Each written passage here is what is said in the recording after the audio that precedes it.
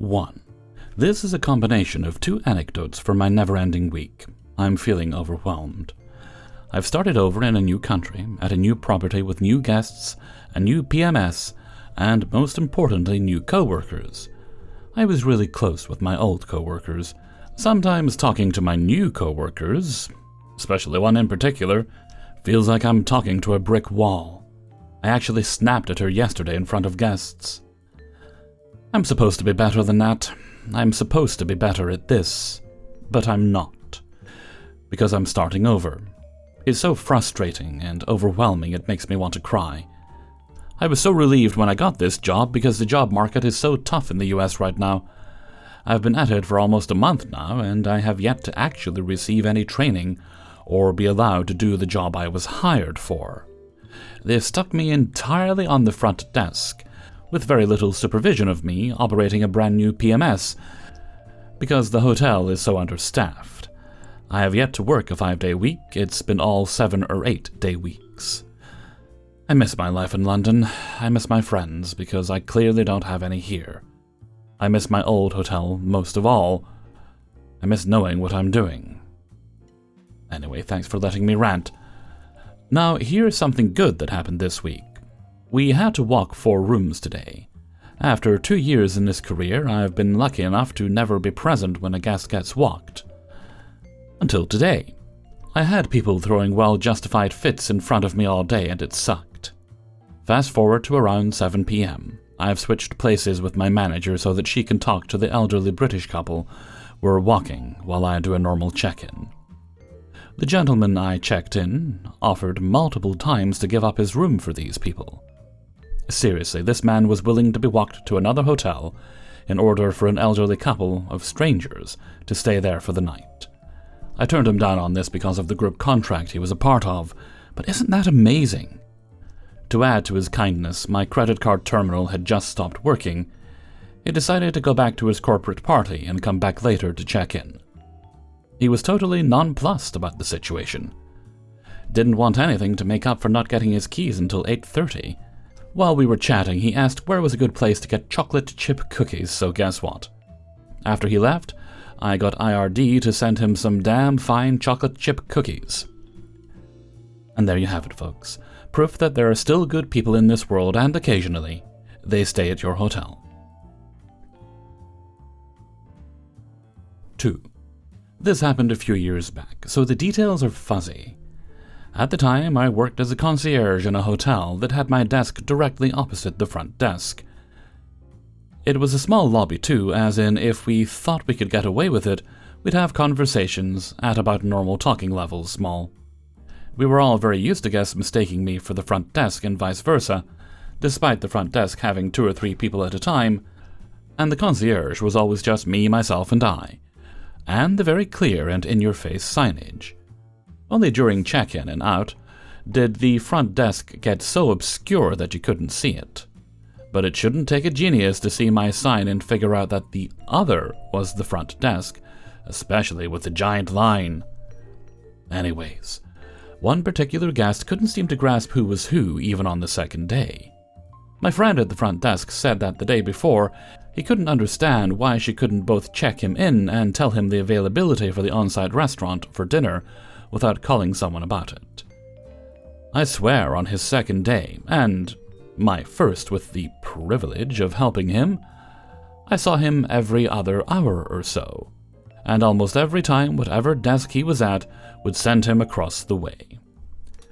He came to me asking for a price to upgrade his room, went to them for a tea reservation, came to me about how much he'd charged to his room so far, went to them for dinner recommendations, so on and so on. You get the idea. I think after the 5th or 6th time he got bounced to the other desk, he was back in the lobby during check-in time, stood himself directly between both of our desks, and practically yelled, "I'm tired of being a damned ping-pong ball, so who can tell me where my tour picks me up?" It was so quiet with the 4 or so families checking in having stopped to stare. I got second-hand embarrassment when I had to wave him over. Dude put on a whole production of sighing loudly, saying, "Finally," just as loud, and stomping his sandal-clad feet across the carpeted floor. If I recall correctly, I don't think he even had a tour booked. He just thought he had booked it and never checked with the tour company at all before arriving. After he checked out a few days later, during which he continued to announce his intentions smack in the middle of the lobby, until management told him he was disturbing the peace or along those lines. We had the joy of seeing his stay review complaining that the hotel needed to label the desks better. Front desk and concierge were already painted in giant all-caps bold on the front of both of our desks. So, honestly, what was he even expecting us to do? It's not like we have magical powers to gift him with reading comprehension skills. The front desk lead lamented for days about how she wished we could blacklist people for sheer incompetence. But her boss said no. After that, if we had to send someone across the way if no one was around, whoever was sending the guest would mouth ping-pong over the guest's shoulder. Nothing ever matched the level of ping-ponging from that first time.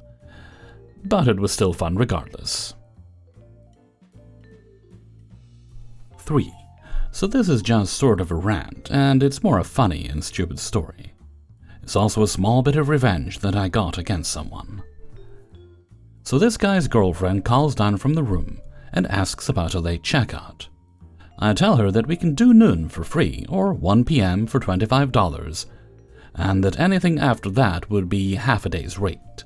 I hear her consult with the boyfriend and she agrees on a 1 p.m. checkout for a charge.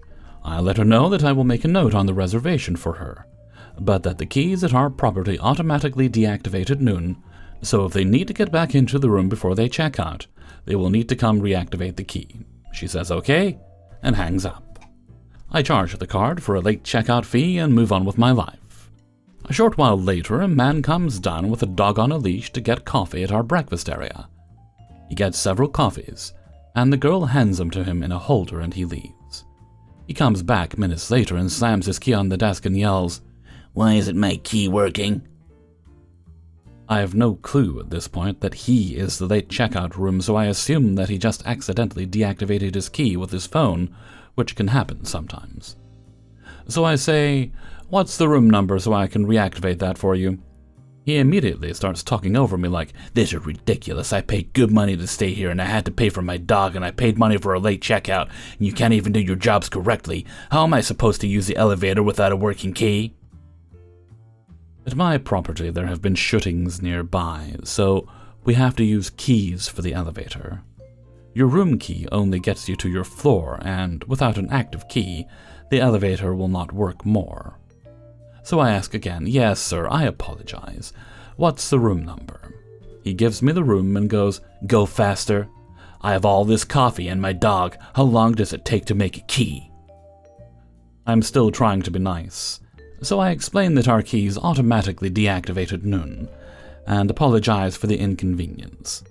He says, "Well, you should have told me that." Sir, I literally told your girlfriend that, and she said it was fine. I told him so as I handed him the key, and he huffed and puffed about it all the way to the elevator.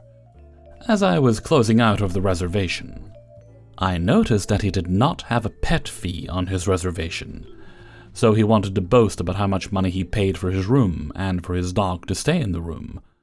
I figured I'd give him his money's worth. I charged him the $75 pet fee. If he'd been nice to me, I wouldn't have charged him for the pet fee if I had noticed.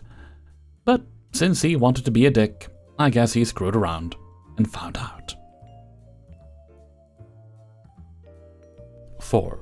Yes, I'm seeking validation. Yes, I'm also expecting to wear some oversized shoes and egg from being just a little green-eared. Also, I have a Twitch channel under the name of Stulf20x6, if you'd like to go check it out. On with the story. Some backdrop.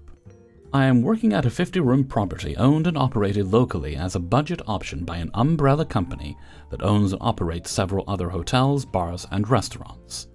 Family owned and operated. The kids have taken over everything from their father, who more or less built the basis of this small empire.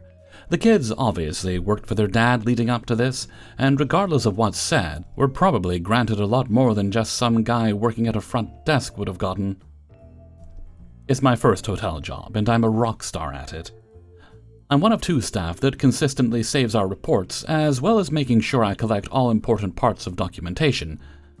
I am our only staff mentioned by name in reviews, and average once every 2 months, while I do not encourage reviews.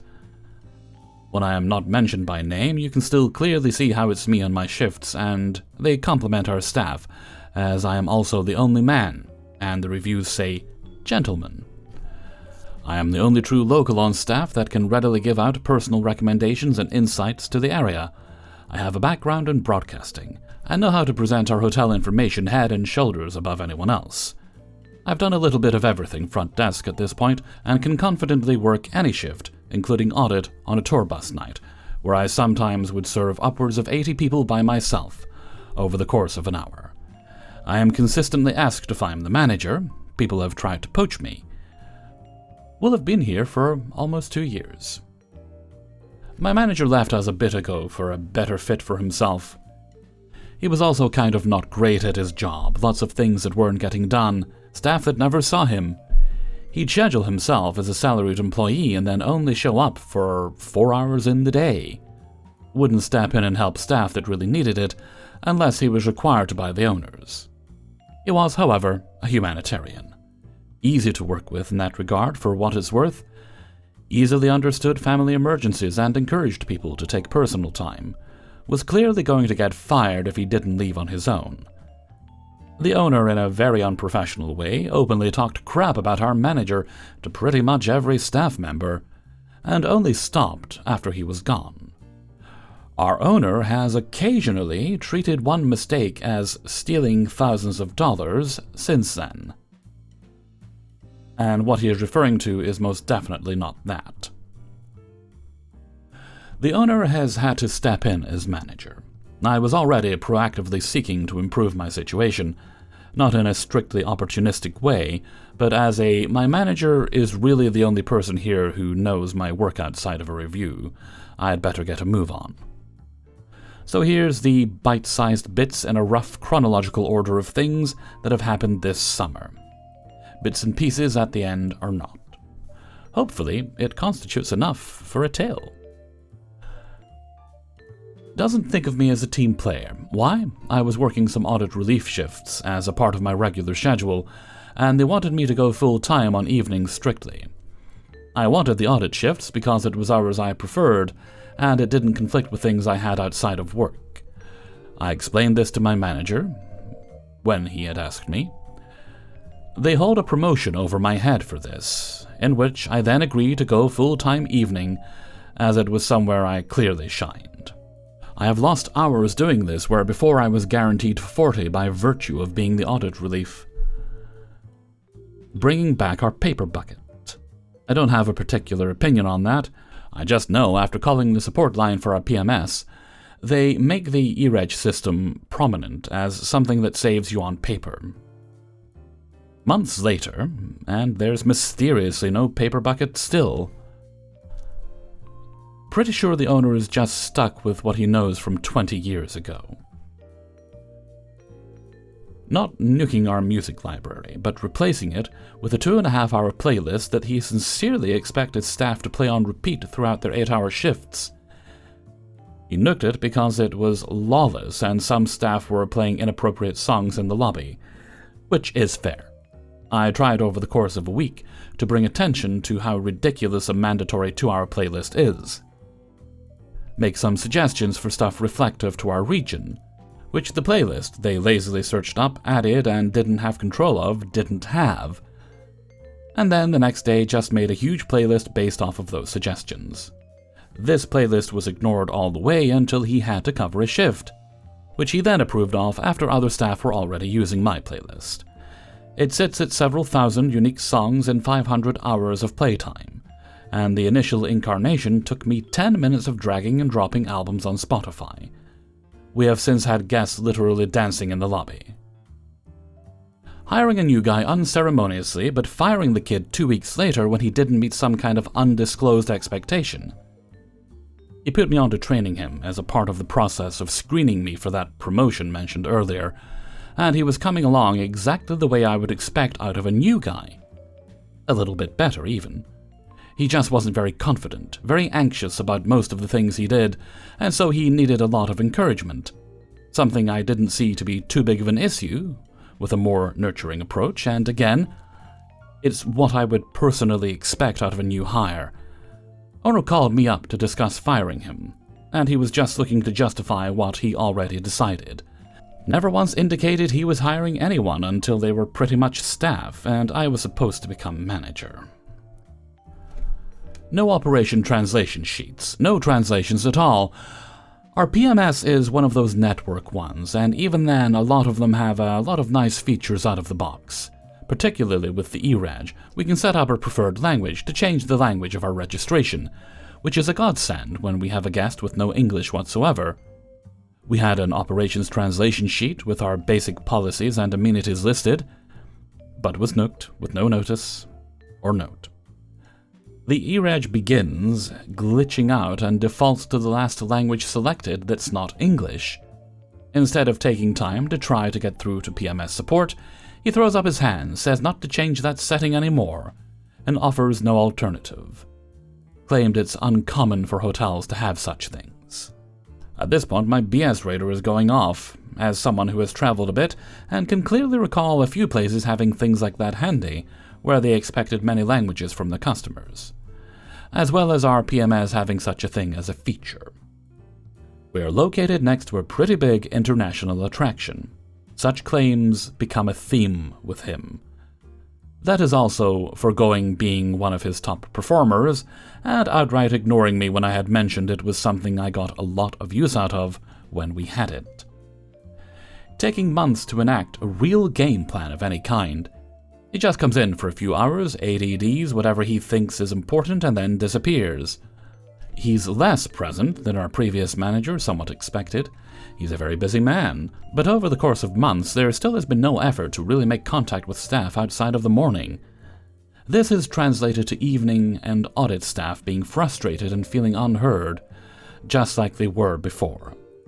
The lack of leadership can really be seen too here and there, particularly though, with my hat in the ring for a few things. It had been radio silence ever since some emails, and a response of, "Let's talk in person." He knows my shift, so it shouldn't be difficult to schedule something or come in on a shift, but he hasn't. My BS radar is beginning to think he had just told me what I wanted to hear to take shifts I didn't want. I have nothing in writing, out of good faith, and there was no negotiating down what I had asked for salary. There was just one meeting with HR to facilitate talks of a promotion. Not knowing the password to our own security camera system, he had to ask me what it was. He has done very little to fix several cameras that are down and the Wi-Fi. We had a guest not only smoking inside of the room, but also while he's on oxygen with his oxygen tanks nearby. Guests report this out of concern after seeing him in the doorway. Owner lets him stay after a fuss. Ambulance gets called on the guy one night as he ran out of oxygen. The next morning, I try asking our housekeepers through our message system if he's still in the room. Completely fails to read in between the lines and doesn't register I'm seeing if we have someone dying. Days later, I was completely right. Guest came to the hotel to die. Someone I would like to think with over 20 years of experience would have recognized from the get-go. Didn't understand how our loyalty system works. Immediately went off into a panic when I reported a known visual bug of some reservations appearing as loyalty members when they're not, thinking he was losing money on points. Should have just checked his accounts first to figure that out. Refused to really take in the very clear detail that you only see the bug on arrival and in-house lists, and insisted on just getting account numbers to check up until I showed him clear and vivid screenshots. Literally doesn't read. I could simplify anything I have to say down to 2 sentences, and I would either get a series of phone calls and or get asked a question answered by one of the said 2 sentences. The first couple of times it was something where he was just busy. It's literally been every time since then if we needed something of him. Has disorganized our kitchen, not in a way where it's new and I don't know where anything is. No, we no longer have the space for certain things, because they began storing random crap in other places where they're not needed and are not handy. Our juice cups have to go into another storage area because they put gloves where they should go, as an example. Changed our cash security deposit sign-in sign-out system into an open-air sealed envelope system. Literally, if no one is paying attention to the deposits and a guest forgets to collect it, anyone could just walk off with it, and everyone would be none the wiser.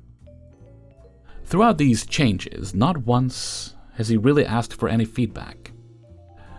Only really took in feedback on the playlist, some of which is way less important than others, but still frustrating when some of the changes have negatively impacted staff's ability to do their jobs or their environment. That's not talking about how several staff informed the powers that be a month ago that our payment terminals are not properly calibrated, so you need to change which terminal you're using every transaction. Wants to get rid of the conditioner for guests. We already don't put any in the rooms, which shampoo, soap, conditioner is hotel standard. We just ran out, so it may be interesting to see if the reviews say anything. Similarly, he has removed our pen holder of pens for guests to use, a war our auditor has decided to take up. Wanted to get rid of breakfast until it made tour groups upset. We would still serve the buses breakfast, but their guests would look us up in advance and pester the tour company about it when we finally removed the amenity from all our sites. Got bad enough they reversed the decision. Not once considered just offering less for breakfast, because we do have a pretty good spread of stuff, just not eggs, bacon, sausage, pancakes, waffles, etc.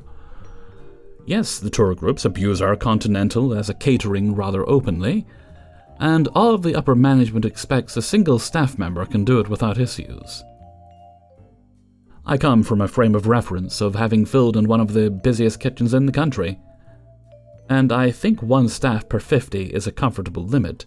Serving 80 requires finesse that I wouldn't ask of most people for what we pay. Only slightly above minimum for audit.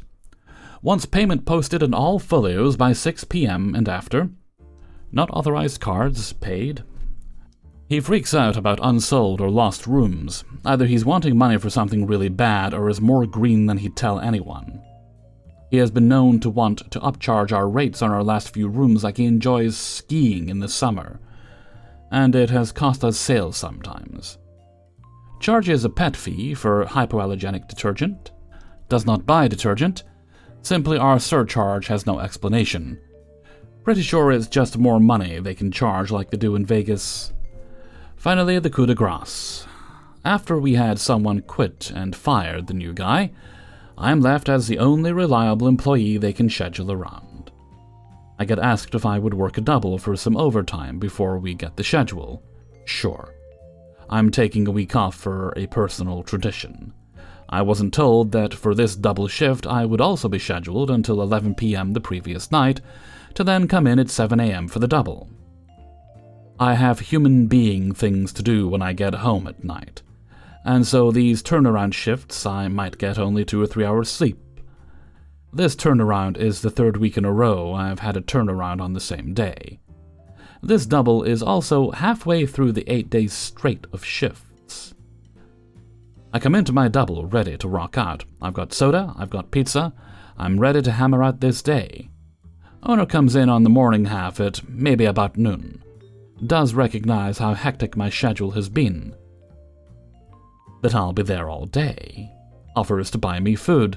2 breaths later, immediately goes on a tirade about the clutter at the front desk, which consisted of a 12-pack of soda underneath the desk alongside a small air-cooled fridge and my personal bag.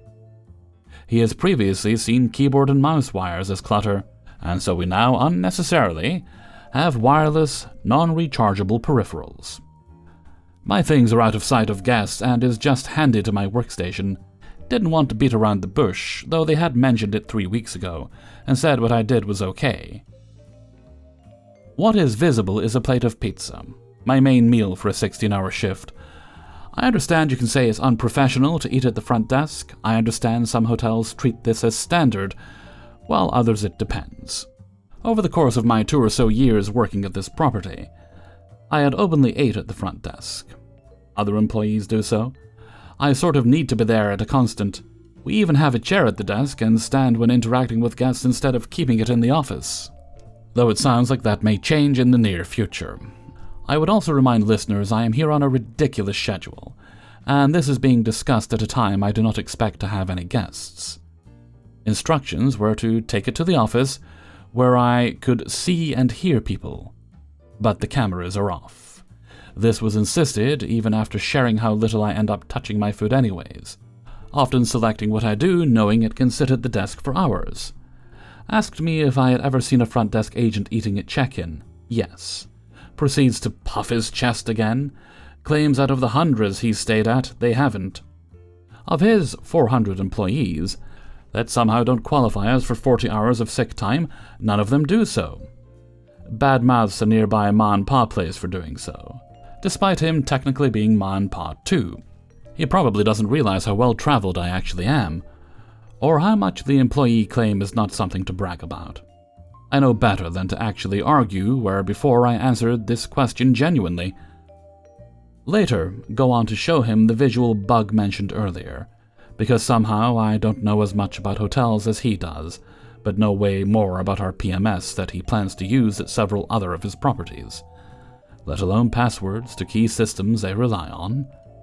He has openly recognized and said this several times. He later goes around staff and tries to save face by making claims I had a lot of food out.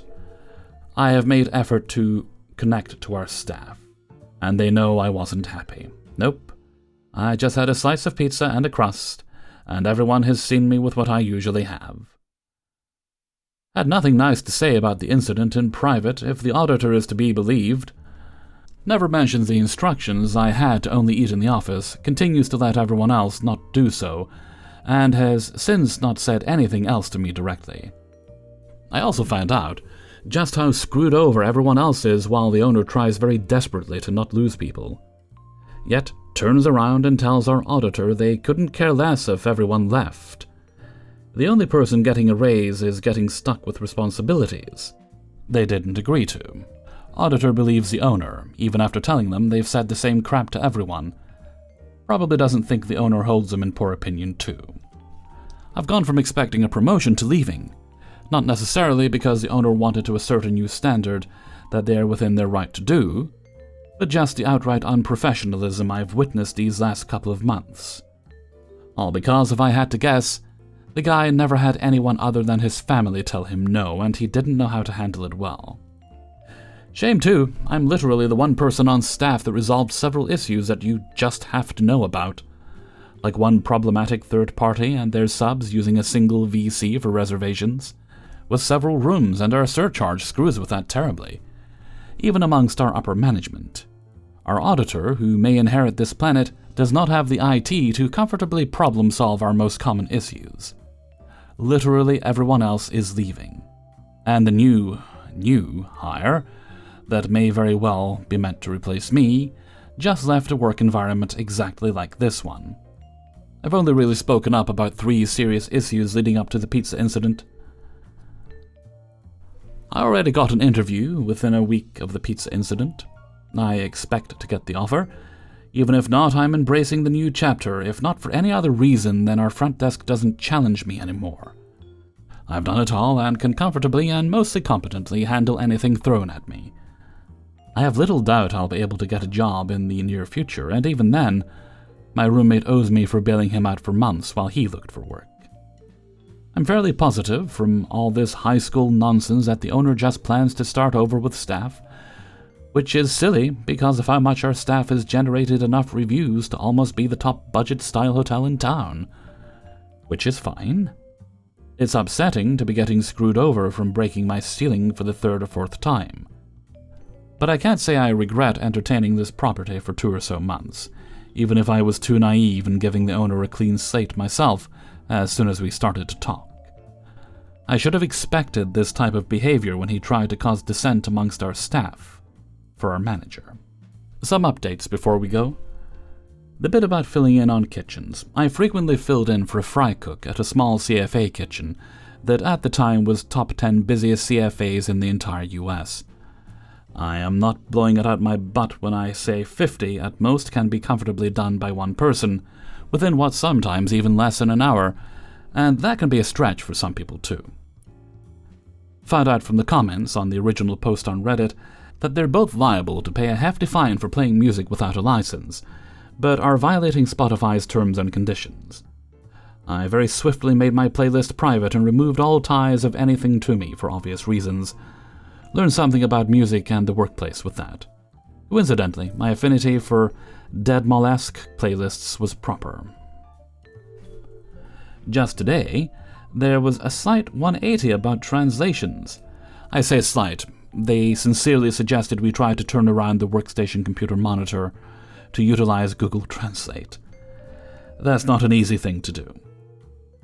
For the 5th damn time, he's bought skimmed milk instead of whole for coffee. We're pretty certain he's just grabbing the first thing he can from the dairy section of a nearby grocery store and not paying attention to what he's grabbing. I did get that offer and immediately put in my 2 weeks. Got a lot of mouth service from the guy once he was told, but he was mostly concerned if I'd still be comfortable training the new employee. I'm all about making sure people are taken care of, so I don't mind. I do find it weird he is okay with someone who just put in their 2 weeks training someone new, but it's not unheard of, at least. I'm also getting interviews for manager positions. The whole ordeal has really lit a fire in my belly to start shooting some applications out.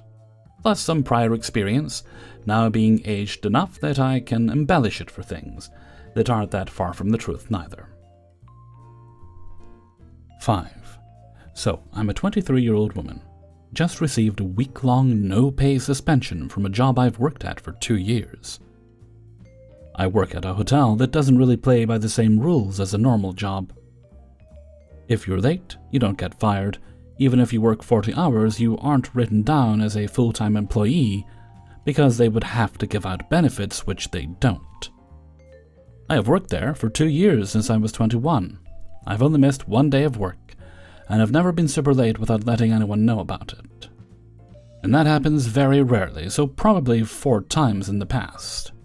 I'm a good employee, not perfect, but who is? I have only called out once, and it was the first year I was there. I didn't feel good enough to drive, and I'm epileptic, so it could have been dangerous driving 35 minutes. I cover shifts when need be to help out wherever and whenever I'm asked. This is the past situation. We have a night auditor, a woman in her 60s, who is my relief. She is always late, can be from 5 to 60 minutes late, always will call to let us know less than 30 minutes before her shift, or even calling after her shift has started. July 5th, she calls 15 minutes late and says she just woke up and will be here ASAP. I just say okay and she hangs up.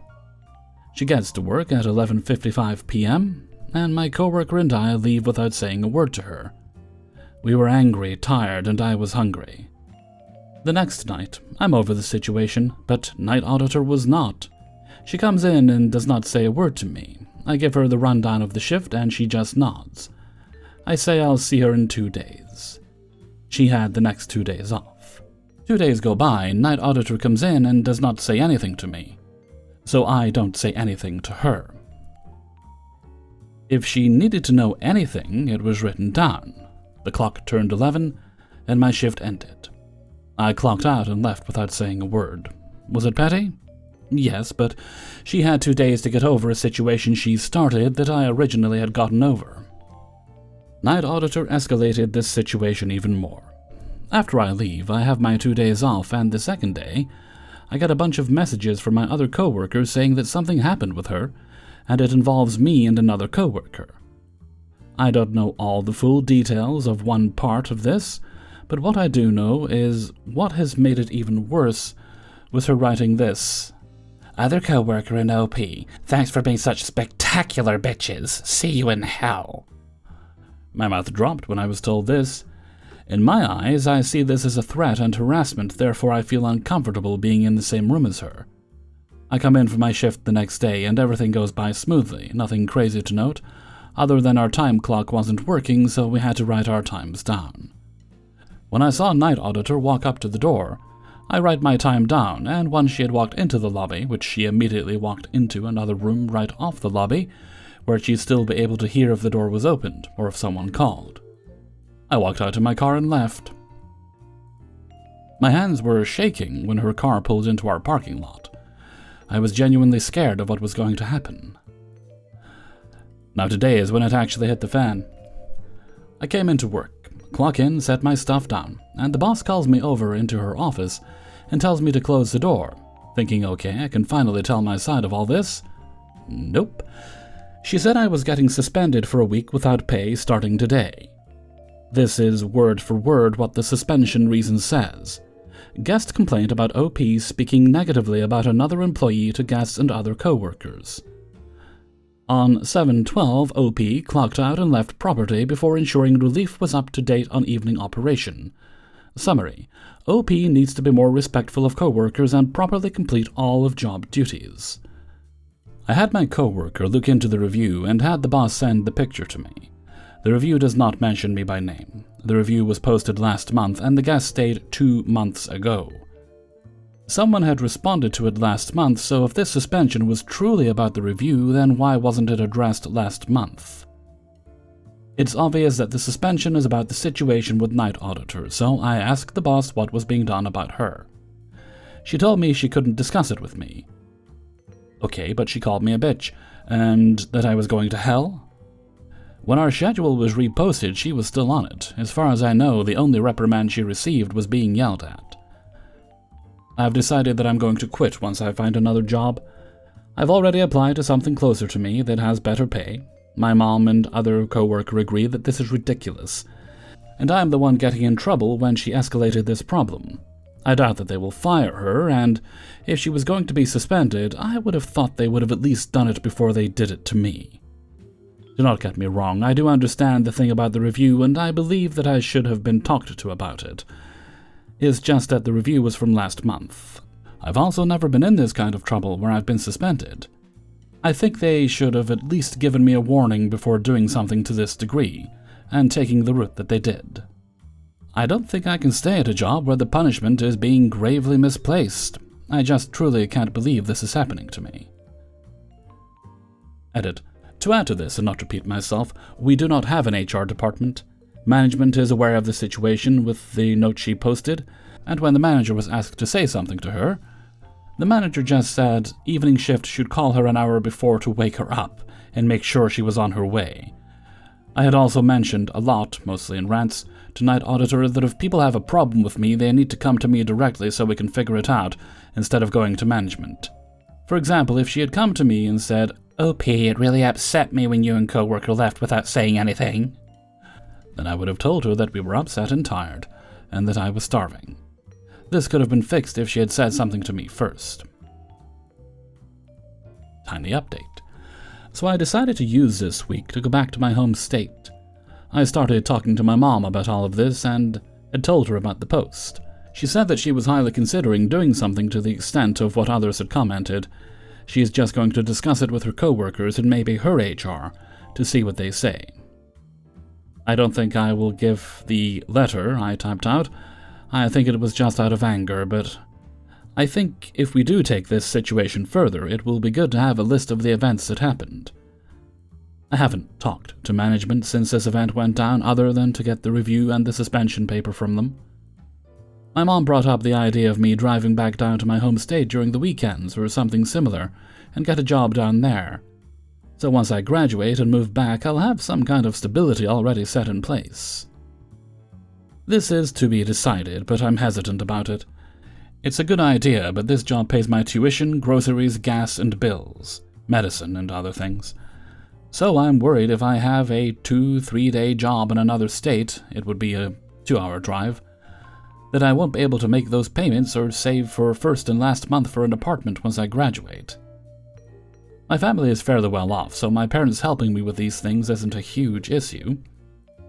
But I've been pretty independent for 2 years when it comes to those things.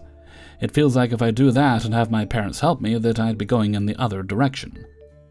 I will keep working at the job until we come to some sort of decision on all of this. I might not do a full update for the rest of the week so that I can spend some time with my family. Update. So, it's the end of my suspension, and I'm supposed to go back to work tomorrow. I really am dreading it. The next schedule was posted, and of course, Night Auditor was on it. She did not quit and she was not put on suspension. More things have come out. She was posting good shoutouts on the board and one said, "Boston manager, thank you. Let's keep the happy board happy. Night auditor." What? My coworker says she thinks that she is gloating about me being suspended. It's absolutely ridiculous, especially when she was the one who started making it unhappy. I have an interview for another job on the last Sunday this month. I don't think my family and I are going to take legal action or anything like that. This whole situation keeps making me cry, and we are just done putting energy into it. We know the next steps, and it's just to leave. I don't want to go to my shifts where she relieves me, and frankly, I just don't want to see her. What's the most upsetting part is that I've always loved working there and would have believed that management would have my back with anything. They had it before. So the fact that I am the one in trouble and she's just getting a slap on the wrist hurts. That's what brings me to tears. I just can't understand what could have changed that would make them not have my back. My coworker said she's also looking for another job, and will leave once she has one. So both of us will most likely be gone by the end of the month. Apparently there's also interviews that have begun to be set up.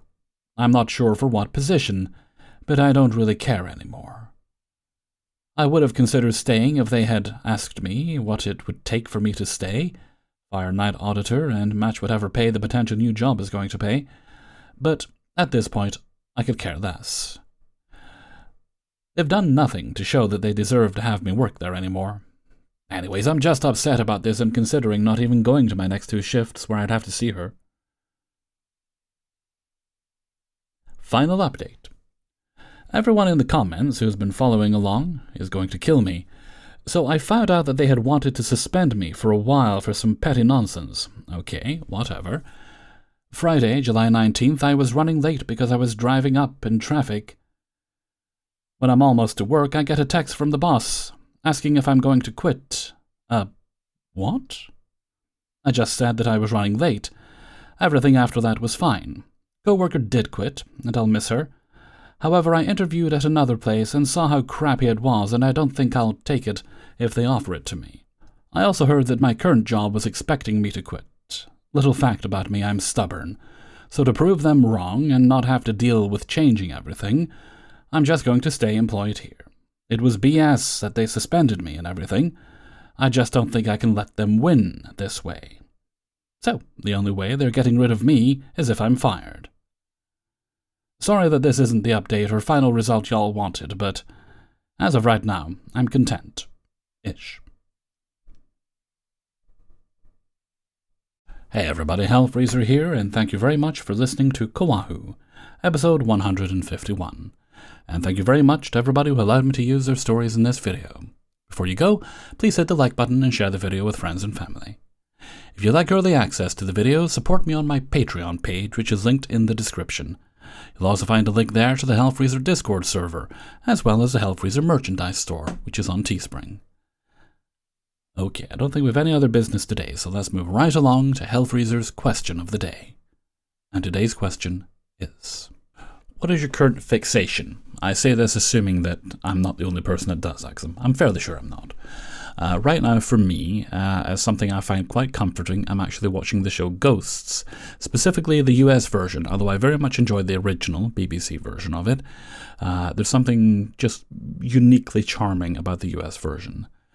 They both have their own identities, although I have also learned today there's a German one in production. They're also making a French one as well. I'll have to see if I can find a way to check those out. I would like to see what they do with it, providing I can find subtitles, because I don't speak either of those languages. So right now, when I'm not working or doing other things, I'm essentially just cycling through the first 3 seasons of those to keep me happy.